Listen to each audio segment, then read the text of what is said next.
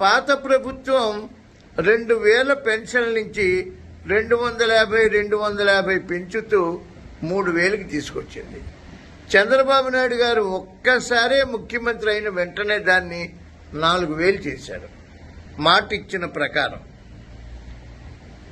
4000 చేయటమే కాకుండా ప్రతి నెల 1వ తారీఖుని ఆంధ్రదేశంలో ఏదో ఒక ఏరియాలో ఒక బీదవాళ్ళ ఇంటికి వెళ్లి వాళ్ళ ఇంట్లో కూర్చుని ఏం చదువుతున్నారు, వాళ్ళ జీవన విధానం ఏంటో తెలుసుకుని తగిన చర్యలు తీసుకోమని అక్కడికక్కడే ఆర్డర్లు పాస్ చేస్తూ పెన్షన్ ఇచ్చొస్తున్నారు ప్రతి నెల కూడా.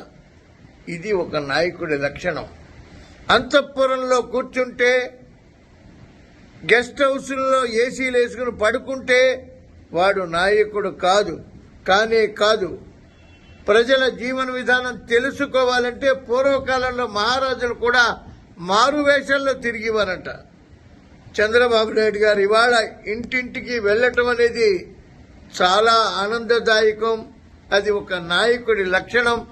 ఆయనకి శిరస్సు వంచి నిండు నూరేళ్లు ఆరోగ్యంగా ఆనందంగా ఉండాలని దేవదేవుని ప్రార్థిస్తూ లాంగ్ లివ్ చంద్రబాబు నాయుడు గారు. జై తెలుగుదేశం.